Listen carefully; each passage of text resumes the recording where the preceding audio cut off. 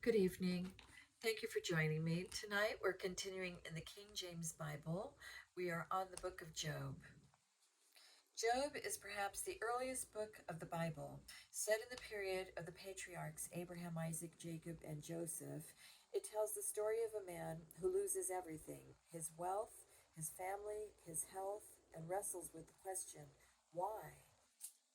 The book begins with the heavenly debate between God and Satan, moves through three cycles of earthly debates between Job and his friends, and concludes with the dramatic divine diagnosis of Job's problem.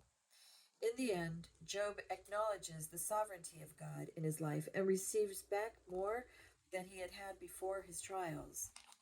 Job is the Hebrew title for this book, and the name has two possible meanings. If derived from the Hebrew word for persecution, it means persecuted one.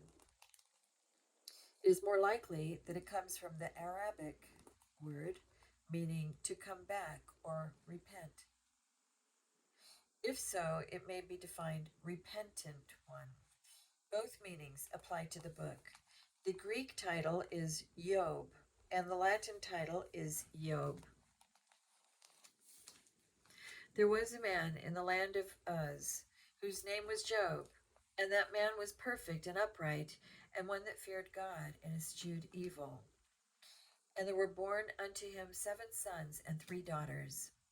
His substance also was 7,000 sheep, and 3,000 camels, and 500 yoke of oxen, and 500 she asses, and a very great household, so that this man was the greatest of all the men of the east.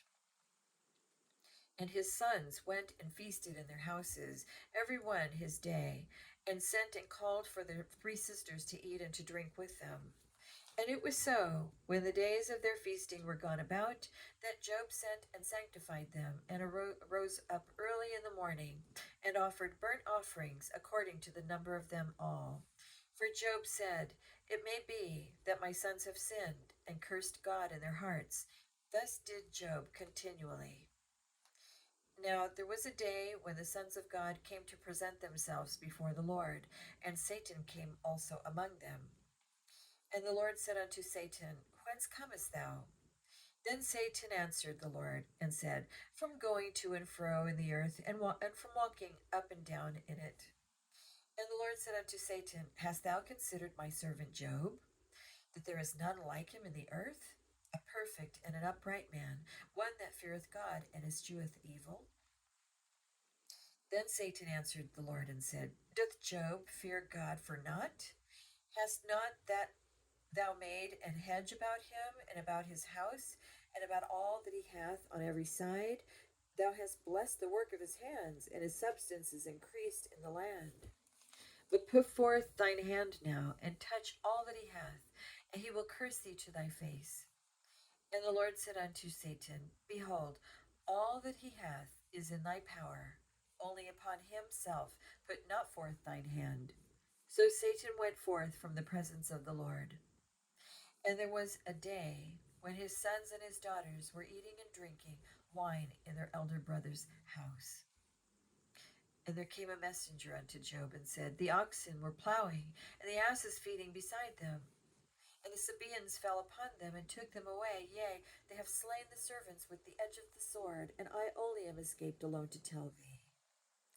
While he was yet speaking, there came also another and said, The fire of God is fallen from heaven, and hath burned up the sheep and the servants, and consumed them, and I only am escaped alone to tell thee. While he was yet speaking, there came also another and said, The Chaldeans made out 3 bands, and fell upon the camels, and have carried them away, yea, and slain the servants with the edge of the sword, and I only am escaped alone to tell thee. While he was yet speaking, there came also another and said, Thy sons and thy daughters were eating and drinking wine in their eldest brother's house. And behold, there came a great wind from the wilderness, and smote the 4 corners of the house, and it fell upon the young men, and they are dead, and I only am escaped alone to tell thee. Then Job arose, and rent his mantle, and shaved his head, and fell down upon the ground, and worshipped. and said, Naked came I out of my mother's womb, and naked shall I return thither. The Lord gave, and the Lord hath taken away. Blessed be the name of the Lord. In all this Job sinned not, nor charged God foolishly. Chapter 2. Again, there was a day when the sons of God came to present themselves before the Lord, and Satan came also among them to present himself before the Lord. And the Lord said unto Satan, From whence comest thou? And Satan answered the Lord and said, From going to and fro in the earth, and from walking up and down in it. And the Lord said unto Satan, Hast thou considered my servant Job, that there is none like him in the earth, a perfect and an upright man, one that feareth God and escheweth evil, and still he holdeth fast his integrity, although thou movest me against him, to destroy him without cause. And Satan answered the Lord and said, Skin for skin, yea, all that a man hath will he give for his life. But put forth thine hand now, and touch his bone and his flesh, and he will curse thee to thy face. And the Lord said unto Satan, Behold, he is in thine hand, but save his life. So went Satan forth from the presence of the Lord, and smote Job with sore boils, from the sole of his foot unto his crown. And he took him a potsherd to scrape himself withal, and he sat down among the ashes. Then said his wife unto him, Dost thou still retain thine integrity? Curse God and die. But he said unto her, Thou speakest as one of the foolish women speaketh. What? Shall we receive good at the hand of God, and shall we not receive evil? In all this did not Job sin with his lips. Now, when Job's 3 friends heard of all this evil that was come upon him, they came every one from his own place, Eliphaz the Temanite, and Bildad the Shuhite, and Zophar the Naamathite. For they had made an appointment together to come to mourn with him and to comfort him. And when they lifted up their eyes afar off and knew him not, they lifted up their voice and wept, and they rent every one his mantle, and sprinkled dust upon their heads toward heaven. So they sat down with him upon the ground 7 days and 7 nights, and none spake a word unto him, for they saw that his grief was very great. Chapter 3. After this opened Job his mouth and cursed his day. And Job spake and said, Let the day perish wherein I was born, and the night in which it was said, There is a man-child conceived. Let that day be darkness, let not God regard it from above, neither let the light shine upon it. Let darkness and the shadow of death stain it. Let a cloud dwell upon it, let the blackness of the day terrify it. As for that night, let darkness seize upon it. Let it not be joined unto the days of the year, let it not come into the number of the months. Lo, let that night be solitary, let no joyful voice come therein. Let them curse it that curse the day, who are ready to raise up their mourning. Let the stars of the twilight thereof be dark. Let it look for light, but have none. Neither let it see the dawning of the day. Because it shut not up the doors of my mother's womb, nor hid sorrow from mine eyes. Why died I not from the womb? Why did I not give up the ghost when I came out of the belly? Why did the knees prevent me, or why the breasts that I should suck? For now should I have lain still and been quiet. I should have slept. Then had I been at rest. With kings and counselors of the earth, which built desolate places for themselves, or with princes that had gold, who filled their houses with silver, or as an hidden untimely birth I had not been, as infants which never saw light. There the wicked cease from troubling, and there the weary be at rest. There the prisoners rest together, they hear not the voice of the oppressor. The small and great are there, and the servant is free from his master. Wherefore is light given to him that is in misery, and life unto the bitter in soul, which long for death, but it cometh not, and dig for it more than for hid treasures, which rejoice exceedingly, and are glad when they can find the grave. Why is light given to a man whose way is hid, and whom God hath hedged in. For my sighing cometh before I eat, and my roarings are poured out like the waters. For the thing which I greatly feared is come upon me, and that which I was afraid of is come unto me. I was not in safety, neither had I rest, neither was I quiet, yet trouble came. Chapter 4. Then Eliphaz the Temanite answered and said, If we essay to commune with thee, wilt thou be grieved? But who can withhold himself from speaking? Behold, thou hast instructed many, and thou hast strengthened that weak hands. Thy words have upholden him that was falling, and thou hast strengthened the feeble knees. But now it is come upon thee, and thou faintest. It toucheth thee, and thou art troubled. Is not this thy fear, thy confidence, thy hope, and the uprightness of thy ways?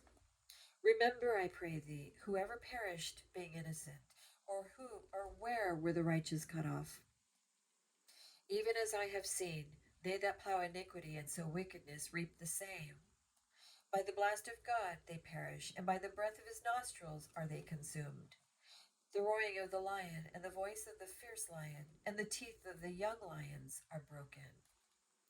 The old lion perisheth for lack of prey, and the stout lion's whelps are scattered abroad. Now a thing was secretly brought to me, and mine ear received a little thereof. In thoughts from the visions of the night, when deep sleep falleth on men, fear came upon me, and trembling, which made all my bones to shake. Then a spirit passed before my face, the hair of my flesh stood up. It stood still, but I could not discern the form thereof. An image was before mine eyes. There was silence, and I heard a voice saying, Shall mortal man be more just than God? Shall a man be more pure than his Maker? Behold, he put no trust in his servants, and his angels he charged with folly. How much less in them that dwell in houses of clay, whose foundation is in the dust, which are crushed before the moth. They are destroyed from morning to evening.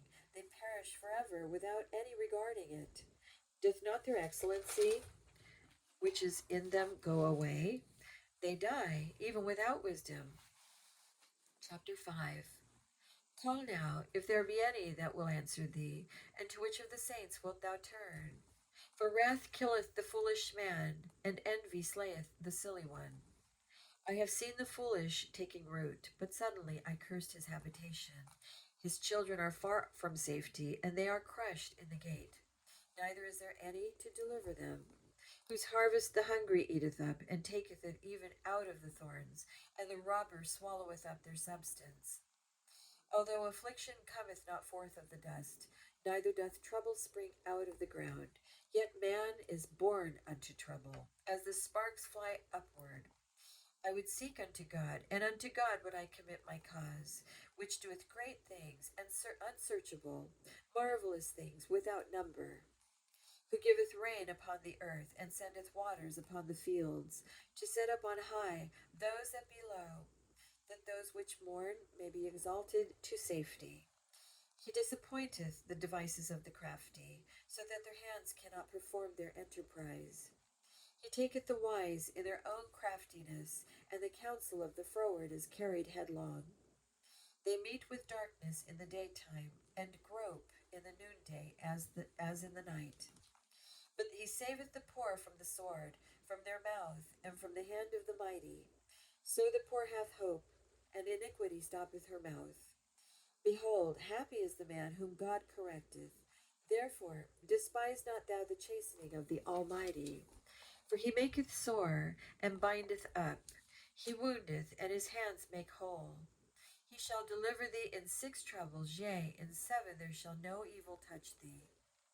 In famine he shall redeem thee from death, and in war from the power of the sword. Thou shalt be hid from the scourge of the tongue, neither shalt thou be afraid of destruction when it cometh.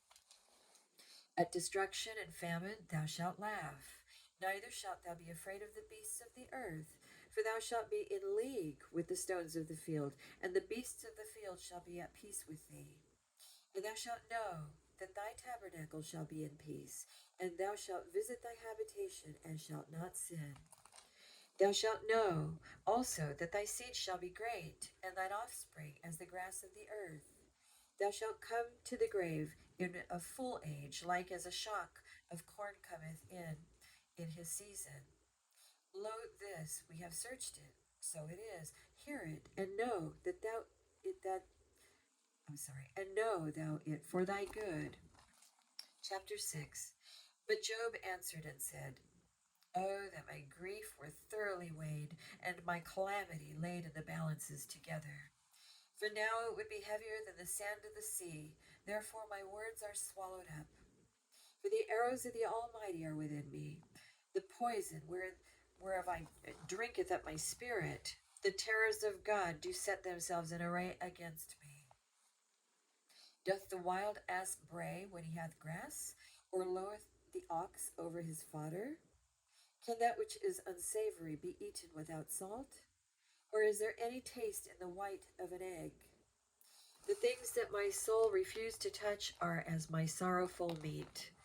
Oh, that I might have my request, and that God would grant me the thing that I long for. Even that it would please God to destroy me, that he would let loose his hand and cut me off. Then should I have comfort, yea, I would harden myself in sorrow. Let him not spare, for I have not concealed the words of the Holy One. What is my strength, that I should hope? And what is mine end, that I should prolong my life?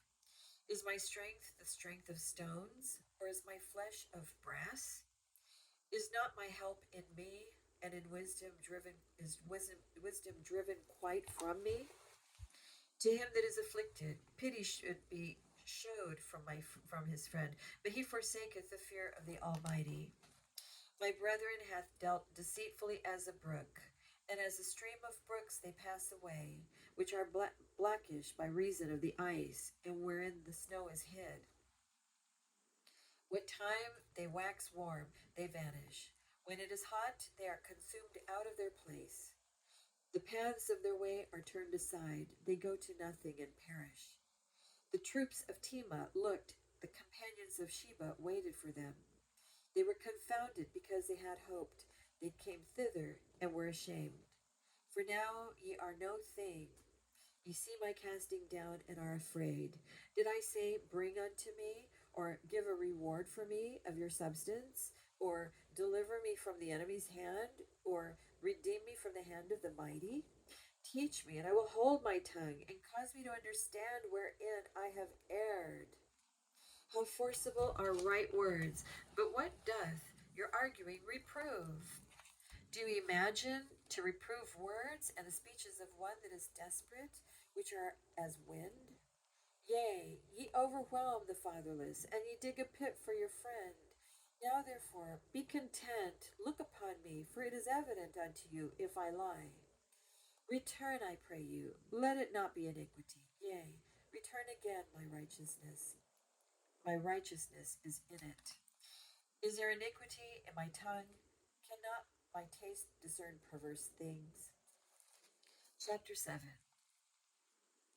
Is there not an appointed time to man upon earth?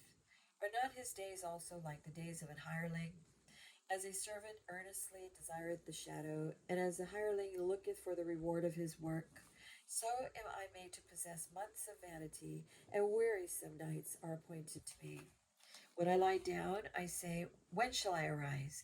And the night be gone, and I am full of tossings to and fro until the dawning of the day. My flesh is clothed with worms and clods of dust. My skin is broken and become loathsome. My days are swifter than a weaver's shuttle, and are spent without hope. Oh, remember that my life is wind. Mine eye shall no more see good. The eye of him that hath seen me shall see me no more. Thine eyes are upon me, and I am not. As the cloud is consumed and vanisheth away, so he that goeth down to the grave shall come up no more. He shall return no more to his house, neither shall his place know him any more. Therefore I will not refrain my mouth. I will speak in my anguish of my spirit. I will complain in the bitterness of my soul.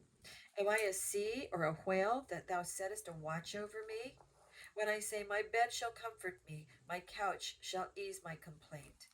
Then thou scarest me with dreams, and terrifiest me through visions. so that my soul chooseth strangling and death rather than my life. I loathe it. I would not live alway. Let me alone, for my days are vanity. What is man, that thou shouldest magnify him, and that thou shouldest set thine heart upon him, and that thou shouldest visit him every morning, and try him every moment? How long wilt thou not depart from me, nor let me alone till I swallow down my spittle? I have sinned. What shall I do unto thee, O thou preserver of men? Why hast thou set me as a mark against thee, so that I am a burden to myself? And why dost thou not pardon my transgression, and take away mine iniquity? And now shall I sleep in the dust, and thou shalt seek me in the morning, but I shall not be.